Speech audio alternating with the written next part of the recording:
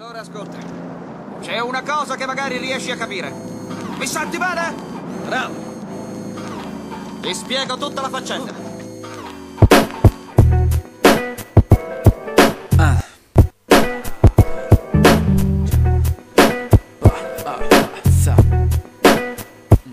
Se sei all'ascolto ti introduco nel mio mondo, che deduco dai beat che sforno giorno dopo giorno. Lo stampo è l'ira del soul, fai un po' vedere, in giro si sprofonda, scava, siamo sempre lì come in rotonda.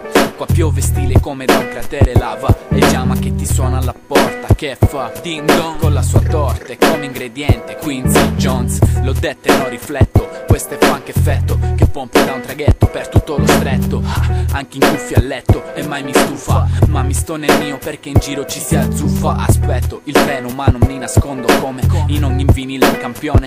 Ora spengo la luce e alzo il volume finché sbrafa. Ho perso la ragione, mi schianto col mio impianto hi-fi, in quanto l'unica mia assicurazione non è fatta, ma un sound che mi mostra la giusta strada. E già, mi sa che sarà così fino a che non troverò confini, e ne dubito.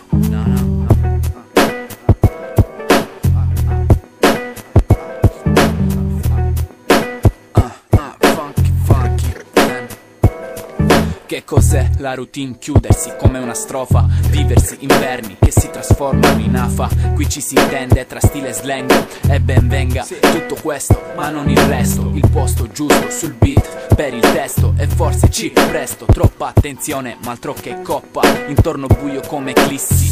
Devi mostrare le tue palle come piercing, mascotta se non hai il biglietto da visita o carta visa. Io i soldi non li conto e me ne sto in balcone a fumare spliff guardandomi il tramonto, non evitando ma non pensando a ciò che affronto. Ogni conto in sospeso, qua chi può si salva, per vedere variare di nuovi colori con l'alba. Quest'immagine sull'orizzonte incisa, ma oltre chissà